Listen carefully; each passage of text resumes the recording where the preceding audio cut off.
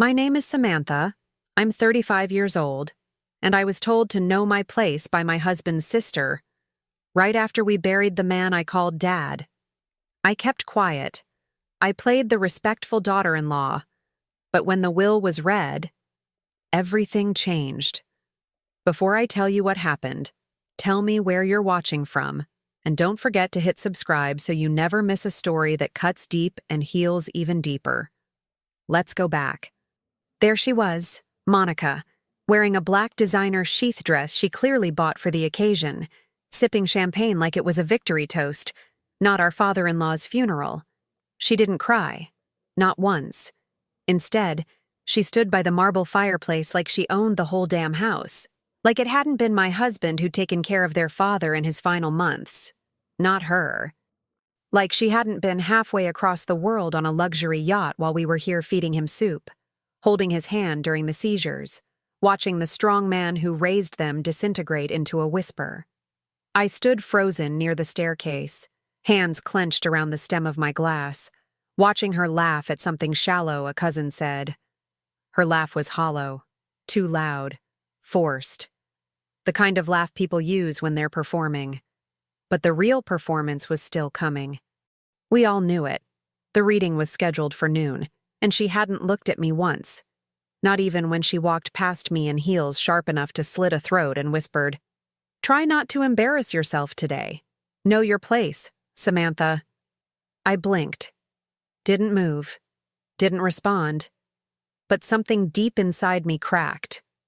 Not in the way you might think. Not a breakdown. No. It was the sound of a boundary dying. Because that was the last time she'd ever speak to me like that again. Let me take you back 6 months earlier, when my hands still shook while driving to the hospice center, when Monica was still traveling for work in Milan, and when I still believed that being the dutiful daughter-in-law was enough. That was before I knew what loyalty actually cost. Back then, I was just trying to keep the family from falling apart. Michael, my husband, was drowning in grief but wouldn't say it out loud. He'd lost his mother the year before, and now his father was fading fast. He and I had been married 7 years. No children, not by choice, but by disappointment after disappointment. So I poured all my nurturing energy into taking care of Robert, Dad. Funny how grief does something strange to time. Days became one long hallway of hospital beeps, strained smiles, and boiled vegetables. I fed him myself most afternoons, told him stories about my childhood even when his eyes closed. I held his hand when he woke up panicked, thinking he was back in Vietnam. Sometimes he called me kiddo. Sometimes he called me Monica. I never corrected him. Michael visited when he could, but someone had to keep our business afloat. I didn't mind. I wanted to be there. I needed to be there. Because in Robert, I saw something more than a father-in-law. I saw someone who saw me, who appreciated the small acts, the quiet sacrifices, the love that didn't ask for applause. He used to say, "You're the glue, Sam." God, I clung to that. And Monica, she sent flowers. Once, with a generic note that said, "Thinking of you," typed, not handwritten. When Robert passed away, it felt like the house itself exhaled for the last time. I remember standing in the hallway, the walls bare, the smell of antiseptic already replaced by lemon polish. The hospice team packed their things. Silence returned. And that's when Monica decided to come home. 2 days later, she flew in, leather luggage in hand, sunglasses on indoors, as if she were allergic to grief. I'll never forget what she said at the front door. "Is the will still intact? Or did Daddy sign it away in a morphine haze?" Michael flinched. I wanted to slap her. But I didn't, because I still believed I had to play nice. Now, back to the funeral. There were maybe 40 people gathered, mostly family, some old golf buddies of Robert's, and a few church folks who brought casseroles we never opened. Everyone wore sorrow on their sleeves, but Monica wore a smirk. She hadn't even prepared a eulogy. She simply stood at the podium, dabbed fake tears, and said, Dad would want us to celebrate, not cry. Cheers to the old man. Then she clinked her champagne flute. The priest looked mortified. I said nothing. I watched. Michael's hand tightened around mine, and he whispered, "Just wait." That's all he said. Just wait. At noon sharp, the lawyer called us into Robert's study. Everything about that room was mahogany and pride. Dark wood panels, leather-bound books, a globe that hid whiskey inside, and the old man's war medals in a shadow box above the fireplace. Monica crossed her legs, her Louboutin dangling like a baited hook. I sat straight-backed, calm on the outside, heart roaring on the inside. The lawyer cleared his throat and began, "Robert Caldwell's final testament." I barely heard the preamble, but I heard Monica gasp. I heard her bracelet clatter as her arm dropped from the chair. I heard silence stretch into disbelief. Because the estate, the house, the vacation property in Big Bear, the classic car, the investments, none of it was going to her. Every asset, every account, every cherished object was being passed to me, to Samantha Caldwell, not Michael, not Monica, me. Her voice cracked first. "There must be a mistake." The lawyer shook his head. "There's a video message, if you'd like to hear it." She stood up, trembling with rage. "That's not... He would never..." He played it anyway. And there was Robert, frail but clear-eyed, sitting in the hospice bed, holding a little lapel mic like a soldier on his final transmission. If you're watching this, it means I've gone. Monica, if you're in the room, I want you to know something. I love you. But love isn't entitlement. It's earned. And Samantha earned it. She was here. She gave when it was hard. You gave when it was convenient. So I'm leaving my legacy to the woman who showed up." Monica stormed out before he finished. The door slammed. A picture on the wall tilted, but I didn't move. I couldn't. My body locked in place, my throat tight. It wasn't victory I felt. It was vindication. But with it came a pressure I didn't expect. I was no longer just the daughter-in-law. I was now the keeper of a legacy. And Monica wasn't finished with me. Not by a long shot. Before everything unraveled, before the funeral, the will, the storm that was Monica, our life was peaceful, quiet, in that soft kind of way that makes you forget it could ever be loud again. Michael and I lived in a modest craftsman-style home just outside Balboa Park. Nothing extravagant, wood floors that creaked with history, an old fireplace that smelled like cedar when we lit it in the winter. We had plants we gave names to, Sunday morning rituals, playlists for cooking together. We were the kind of couple that still reached for each other in sleep. He owned a small marketing agency with 2 childhood friends, and I managed the administrative side of the business from home. I liked the structure of it, the checklists, the invoices, the emails. There's something satisfying about making sense of things. But more than that, I liked being needed. At 35, I thought I had life figured out. No kids, despite 4 long years of trying, but I had a man who still kissed me like we were 20, a career that gave me purpose, and a father-in-law who made me feel like a daughter. We were a team. Michael and I. At least, I thought we were. And Monica? She was the exotic orbit around our planet. Always in a different time zone. Always flying in for a birthday, a holiday, or a photo shoot, and then vanishing again. She was an interior designer/influencer with over 200,000 followers on Instagram. Glossy, sharp, effortlessly stylish. The kind of woman who posted barefoot beach selfies with captions like grounded and glowing, even though she hadn't spoken to her father in months. But when she did show up, oh, she sparkled. She brought gifts wrapped in silk, perfume that smelled like a Paris showroom, and stories of clients in Dubai and Singapore. And somehow, she made it all sound casual, like it didn't matter. But it always did. She had that charm, like she could compliment you while making you feel inferior in the same breath. "You're so brave for not wearing makeup, Sam." I could never. Wow, this casserole is classic. You really lean into traditional, huh? I envy your simplicity. I wish I didn't care about aesthetics so much. Every visit from Monica was a performance. She'd float in with her leather totes and high heels, kiss Robert on the cheek, and ask if there was oat milk in the fridge. But she never stayed long. And when she left, the house felt heavier somehow, like she'd stirred up the air and left without settling it. Michael always defended her. "She's just different," he'd say. "Not everyone knows how to deal with emotion." I nodded. I wanted to believe that. I thought if I was kind enough, consistent enough, useful enough, she'd warm up to me. I didn't need her to love me. I just wanted her to respect me. But that was my first mistake. Because people like Monica don't trade in respect. They trade in control. Robert was the first to really see me. He wasn't the warmest man, not at first. Military background, handshake instead of hugs, discipline in his bones. But after Michael and I got married, I started visiting him more on my own. We'd talk over black coffee. He taught me how to prune his rose bushes, how to sharpen kitchen knives. We'd sit on the back porch and talk about books, about politics, about life. He called me solid, said he liked that I didn't flinch when things got tough.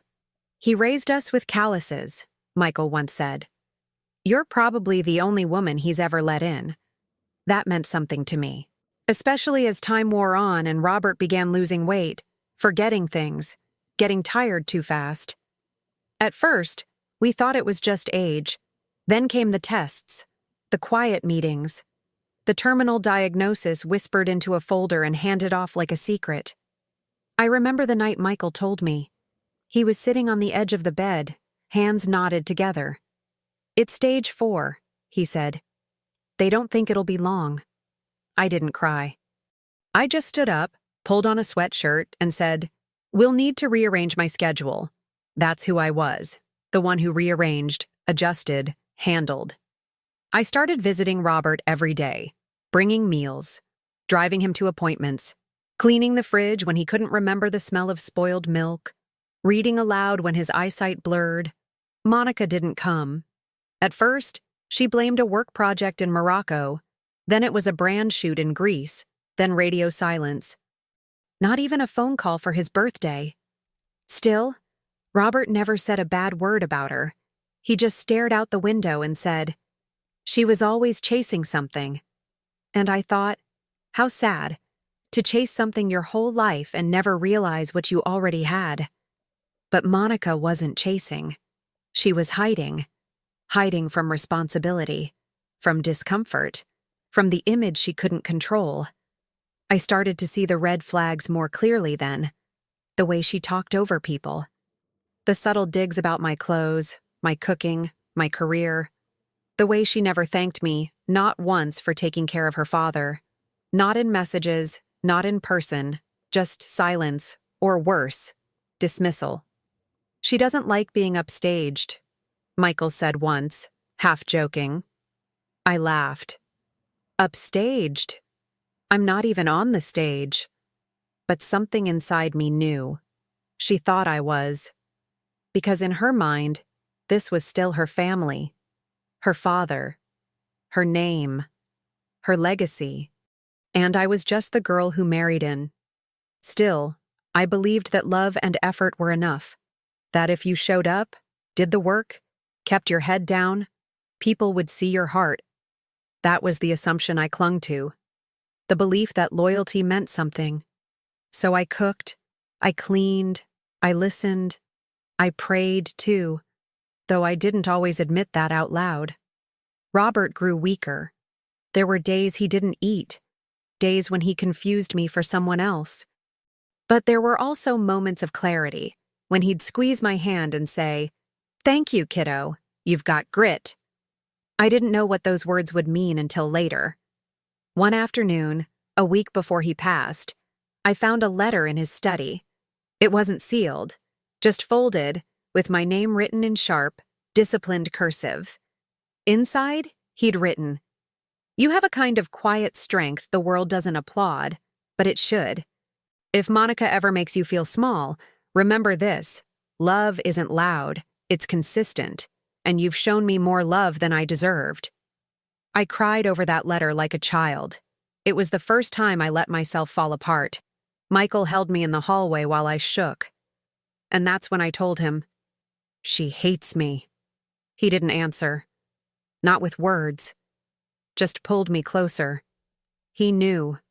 He always knew. After Robert passed, Monica showed up with a suitcase and sunglasses too big for her face. She kissed Michael on the cheek, hugged me like it hurt her bones, and said, "So, what happens now?" I wanted to scream. Now, we grieve, we remember, we breathe. But she was already asking about the house, about the study, about Dad's stuff. "I'll need to bring in a decorator," she said, scanning the living room like it was a project. Michael froze. I stepped forward. "This isn't the time, Monica." She tilted her head, smirked. "Of course it isn't. I forgot you're the queen of appropriateness." And that was the moment I realized. She didn't just dislike me. She was threatened by me. Because I had something she never did.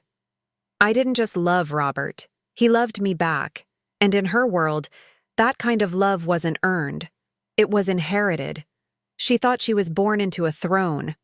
But I was building something else entirely. And she couldn't see it. Because she'd never known how to build anything real. I thought the worst part of grief was the moment someone dies. But I was wrong.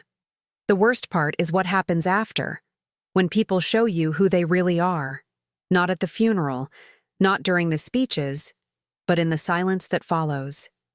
It happened 3 days after Robert's burial. The house was still filled with flowers and stale coffee, casseroles no one touched, and those sympathy cards that all sounded the same. Michael had gone back to work, needing the distraction. I was alone. That morning, I found Monica in Robert's study. The door was half shut, but I could hear the soft clink of glass, the squeak of a drawer. She didn't know I was watching. She had the safe open, Robert's safe, the one only he and Michael had the code to. And there she was, calm, deliberate, flipping through documents, shuffling papers, pocketing one envelope, and setting aside a red leather folder I recognized instantly. It was the estate binder. She didn't see me at first, but when she did, she didn't flinch. "Looking for something?" I asked, barely able to keep my voice steady. She turned, slow, with that same glossy smile she always wore like armor. "I'm just organizing some things before the lawyer gets here. Dad would have wanted me to—" "No, he wouldn't have," I said. That smile flickered, and that's when she said it. "You need to understand something, Samantha. You were the nurse, the help. But this legacy, it's blood. It's mine." It hit me like a slap I didn't see coming. I stood there, dumb, frozen, 100 words dying in my throat. I should have screamed. I should have grabbed the papers from her hand. But I didn't. I just walked away. I didn't know it yet, but that moment, that silence, would cost me everything. The betrayal came to light 2 weeks later, during the follow-up meeting with the estate attorney. Michael and I were sitting side by side in his office. Cold leather chairs, fluorescent lights, grief still thick in the room. Monica was late.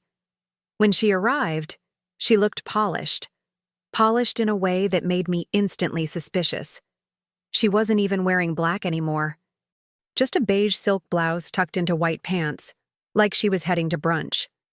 The attorney, Mr. Glasser, looked tense. His fingers fidgeted with the edge of a manila envelope. "There's been an update," he began. Michael sat up. "An update?" Glasser cleared his throat. "A revised copy of the will has come forward. It supersedes the previous version, dated 3 months before Robert's death." He placed it on the table, face down, like it might explode. I felt the room shift sideways. Monica leaned back, Smiling with closed lips, too pleased, my body went cold. "What do you mean revised?" I asked. Glasser hesitated. "This version names Monica Caldwell as the primary beneficiary, sole heir." Silence. Utter, gaping silence. Michael shot to his feet. "That's not possible. Dad made those decisions while he was lucid. He recorded a video. I understand, Mr. Caldwell, but this document is legally binding. And, unfortunately, the video was never notarized. Without a signature witness, it's not admissible. The revised will, however, is—" I stared at the paper. It felt like looking into the face of a lie and seeing your own reflection. I turned to Monica. "You forged it." She shrugged, almost sweetly. "Prove it." Michael lost it. He slammed his hand on the desk, shouting, demanding verification, an investigation. But I didn't shout. I didn't move. Because the collapse wasn't loud. It was internal. It started in my ribs. A tightness, a hollow throb. Then my hands, numb. My face hot. I excused myself from the room. I didn't cry. Not then. I went to the restroom down the hall, locked the door, and just stared at myself in the mirror. My pupils were blown wide. My lips were pale. I looked like a ghost of the woman who'd sat by Robert's bedside every day for months. And in that silence, it hit me. I wasn't just erased. I was replaced. Everything I had poured into that family, every meal, every late-night vigil, every ounce of dignity, I had handed it to them like a gift, and they spat on it. She took what wasn't hers, and somehow, she was walking away with it. The days that followed were a blur. I stopped showering, stopped cooking. I couldn't sleep, couldn't eat. My body moved through routines without meaning. I'd sit at the kitchen table with the TV on mute, just watching colors flash across the screen. I couldn't bear to look at the couch where Robert once napped, the porch where he called me kiddo, the closet full of things I hadn't touched since the funeral. Michael tried to hold me, but even his arms felt like betrayal. I started to question everything, not just Monica, but myself. Had I imagined it all? The closeness? The love? The letter? Was it possible I had made myself believe I belonged? That maybe Monica had been right all along? That I was just the help? There was one night, 3 a.m., where I stood in front of the garbage bin in the backyard, holding Robert's letter. My fingers trembled over the lighter. I wanted to burn it, to erase the only proof that someone once believed in me. I didn't. But the desire to undo myself, to vanish, was real. I spiraled, quietly, elegantly, the way women are taught to do. No scenes, just silence. Michael watched me dissolve, helpless. "I'll fix this," he kept saying, but he couldn't.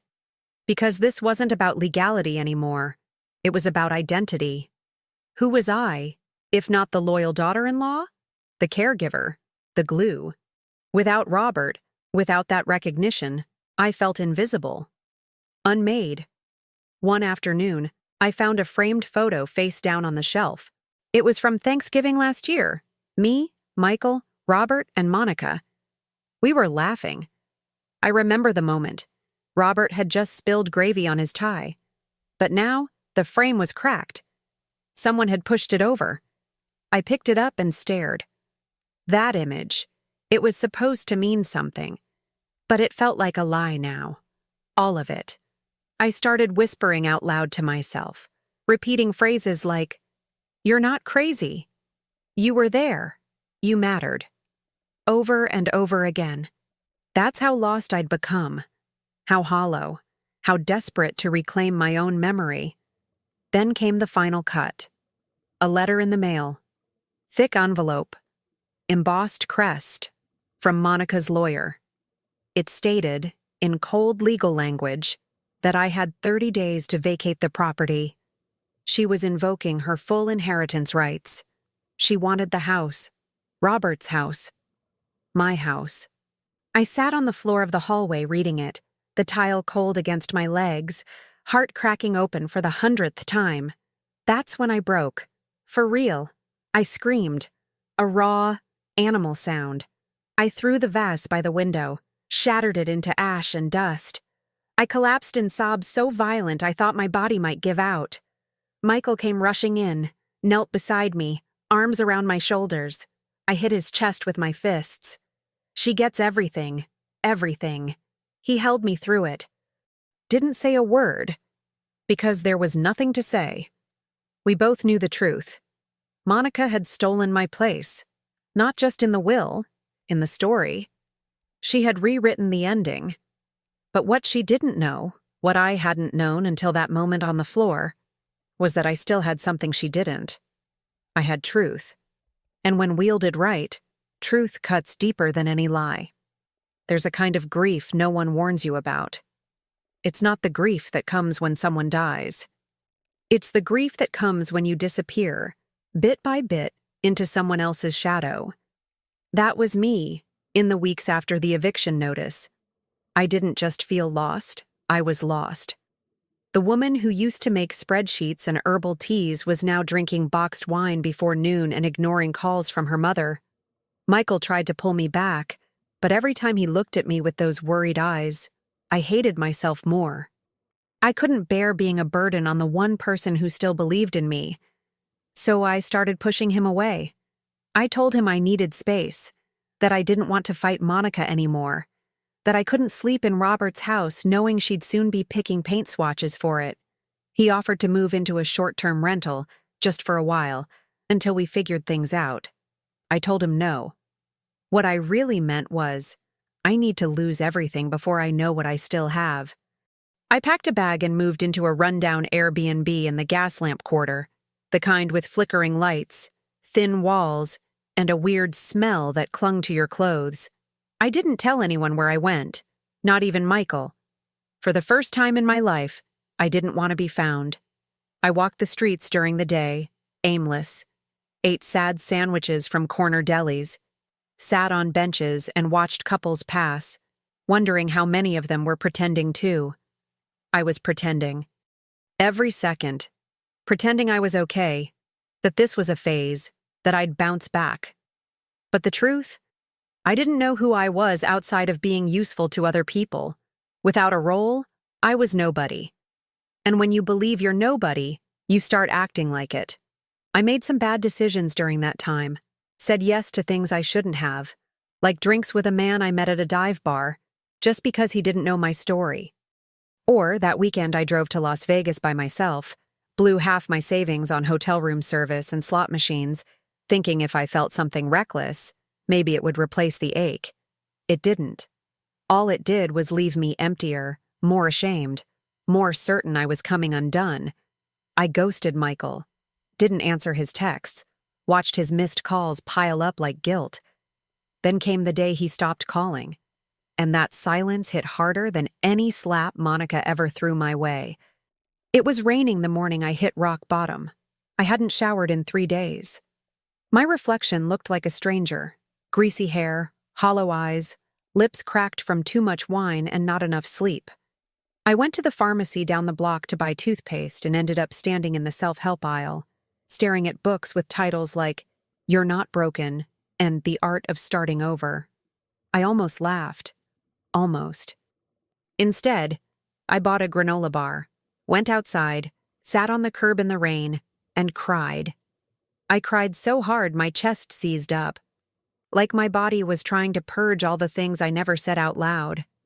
I didn't notice the woman sitting beside me until she offered me a paper napkin from her bag. "You okay?" she asked. I nodded, then shook my head.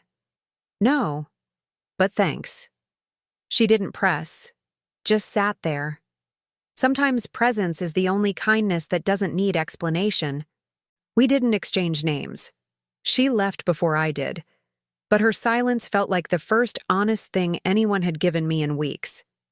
The next day, I looked up a therapist, found one with sliding scale rates, made an appointment, almost canceled, didn't.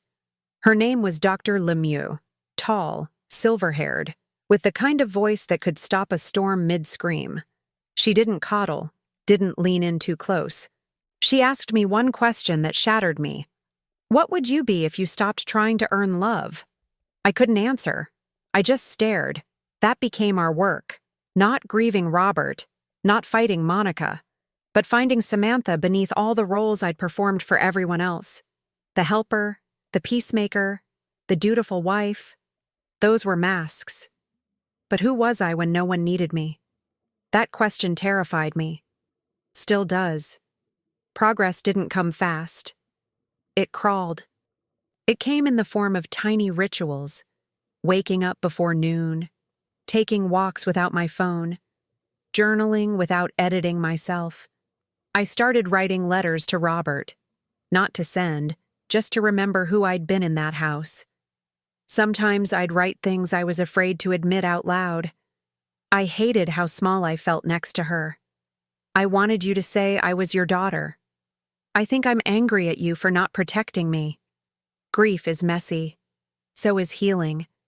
I learned to stop apologizing for the mess. I got a part-time job at a used bookstore, just a few hours a week. Dusty shelves, quiet music, no pressure to perform. It was there I met Lila, 60-something, quick-witted, wore scarves like battle flags, and had a laugh that cut through sadness like sunlight through fog. She'd been through her own hell, divorce, cancer, estranged kids. But she wasn't bitter. She was wise. One day, as we were shelving poetry, I told her the story, the whole thing, Monica, the will, the collapse. She didn't interrupt, just listened.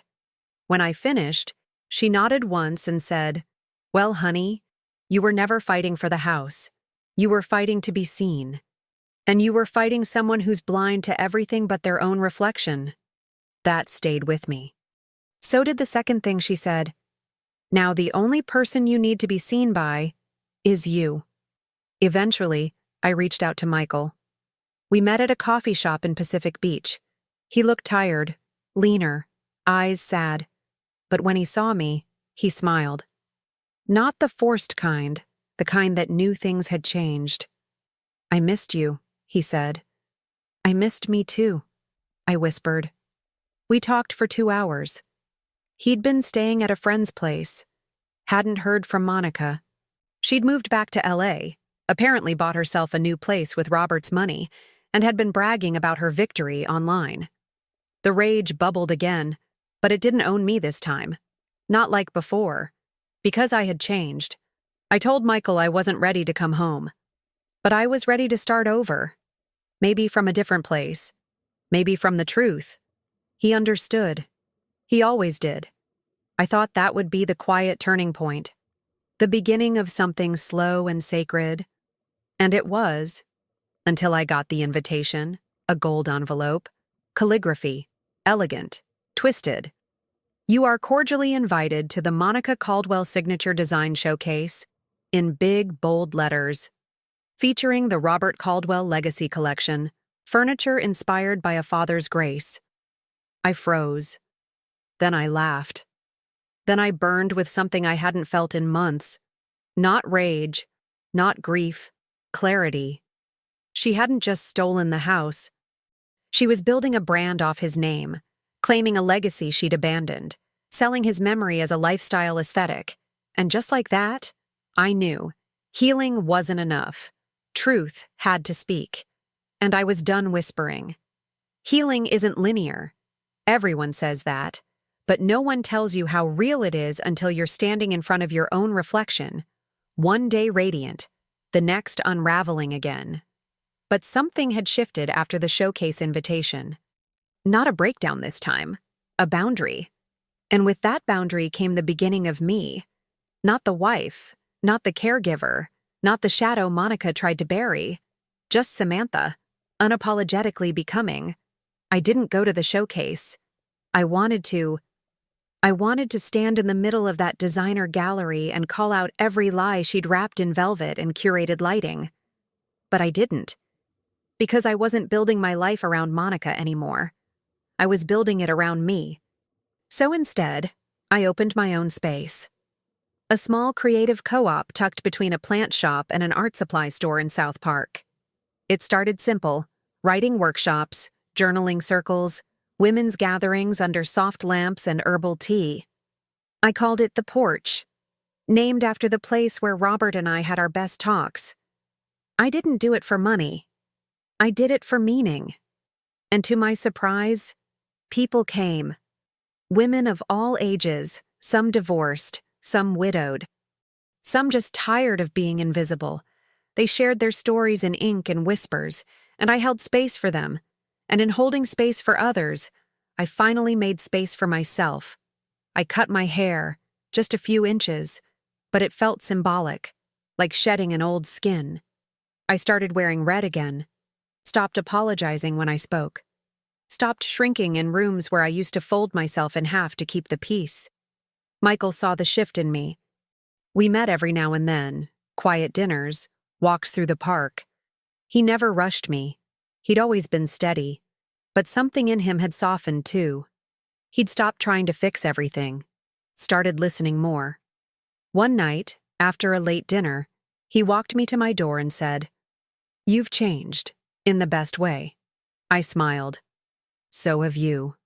We didn't kiss, not yet, but we held hands for a moment longer than usual. And in that pause, I felt something stronger than romance. Respect. We weren't who we used to be, and maybe that was a good thing. One afternoon at the porch, I was leading a session on reclaiming your voice through writing. A woman in her 60s, Jeanette, read a piece about being dismissed by her adult children. She finished with tears in her eyes and said, "I just want to feel like I still matter."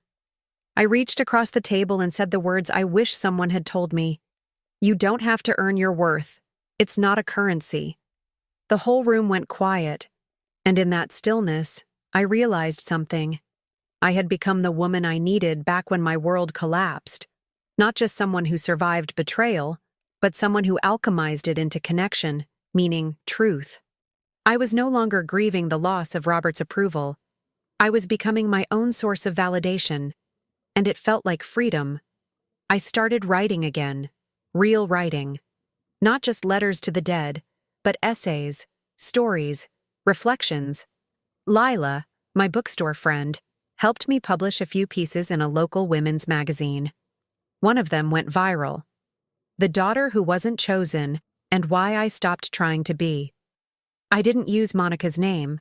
I didn't need to. The words spoke louder than revenge ever could. Emails flooded in from women across the country. Women disinherited by family. Women erased by in-laws. Women who loved deeply and were discarded anyway. And for the first time, I didn't feel alone in my story. I felt connected. That connection healed me more than any justice could. But growth isn't clean. It comes with echoes. Sometimes I'd hear her voice in my head. Monica's condescension, her smug smirk, the phrase that used to haunt me. "Know your place." But now, when it came, I didn't shrink. I answered it. I said, "I do. And it's not behind you." Every echo lost power that way. Every ghost dissolved a little more.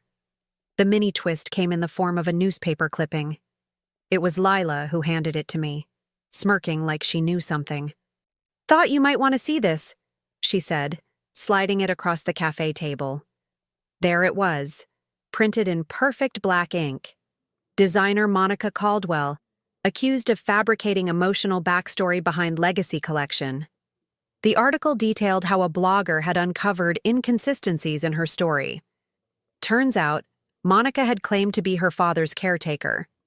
Told investors she'd spent his final months gathering inspiration from their daily conversations. Said his last words were about furniture and forgiveness, but then someone leaked the hospice records. She hadn't visited once. Clients pulled out, brand sponsors dropped her. The gallery issued a formal statement distancing itself from her. The headline ended with, "From Legacy to Liability, the Fall of a Designer Darling." I didn't laugh. I didn't cheer. I just folded the paper and whispered, "Truth always surfaces." But still, I knew Monica. And I knew this wasn't over. She'd gone quiet, embarrassed, cornered. And cornered people don't retreat forever. They come back. That confrontation? It was coming. I could feel it in my bones. But this time, I'd meet her with something stronger than rage. I'd meet her with power, because I wasn't the same woman she once dismissed. And when we faced off again, she'd see it in my eyes. It happened in the most unexpected place. A Sunday charity brunch. The kind of event with linen tablecloths, overpriced tickets, and live acoustic covers of Fleetwood Mac songs playing in the background. I hadn't planned on going, but Lila insisted. "It's time," she said, handing me a pale blue dress she swore would bring out the steel in my spine. "You've been rebuilding in the shadows. Now walk through the front door like you belong." I hesitated, then zipped it up. The event was hosted at the coastal art gallery Monica once called her throne. She hadn't been seen publicly since the article broke, just whispers, rumors, the occasional cryptic post on social media about rising through ruins and being misunderstood. But when I walked into the gallery that morning, I felt it in my chest before I saw her. She was there, standing near a sculpted floral arrangement, wearing a cream blazer too pristine for someone who'd been dragged through the mud. She looked smaller, not physically, but energetically, like the gloss had dulled. Still beautiful, still poised, but dimmer. Her eyes landed on me like a delayed reaction, as if her mind needed a few extra seconds to register the woman I'd become. I saw the flicker in her gaze, recognition, and then discomfort. I didn't smile. I didn't flinch. I walked past the host, signed my name on the donation list, and drifted toward the back courtyard where the string quartet was playing. But Monica followed. Of course she did. People like her can't resist trying to reclaim the narrative. She caught up to me near the koi pond. I turned before she spoke. "Sam," she said, almost breathless. "Didn't expect to see you here." I held her gaze. Calm, still. "I'm sure you didn't." She blinked. There was a flicker of something, regret maybe, or maybe just embarrassment. She looked around, as if making sure no one was too close, and lowered her voice. "I want to explain," she said, "about everything. The will, the press. You have to know, I didn't mean for it to get this out of hand." I tilted my head. "You forged a legacy and sold it." She paused, lips parting like she might deny it, but she didn't. She couldn't, because it was all public now. Because people knew. So instead, she softened her tone. Played the part she always defaulted to, the misunderstood victim. I was angry. I felt like he forgot me, like he chose you over his own daughter. That's hard to swallow. I nodded. Once. I bet it is. Monica searched my face for a clue, a crack, a reaction. She found none. "You got everything," she whispered. "The house, his love, the attention. Do you know what it's like to watch that slip away while you're halfway around the world trying to keep your life together?" I didn't answer right away, because the silence was speaking louder than anything I could say. But then, I took a small step closer, and I said the line that ended it, not with venom, but with absolute clarity. "You were so busy performing love, Monica. You never learned how to give it." Her breath caught. Just for a second. That was all it took.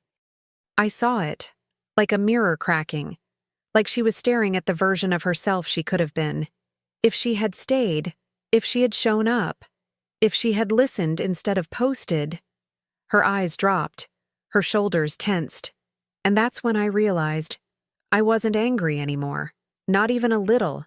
What I felt was something else. Pity. Because she didn't just lose the inheritance. She lost the one thing that matters most when the world goes quiet. Connection. She had all the money, all the clothes, all the curated elegance, but no one who would hold her hand when it really mattered. And in that moment, we were no longer rivals. We were just two women staring into a truth too sharp to swallow. I stepped back, let the silence settle, let her stand there with it. And then, gently, I said, "I have nothing left to take from you, Monica, and you have nothing left to prove to me." Then I turned and walked away. No applause.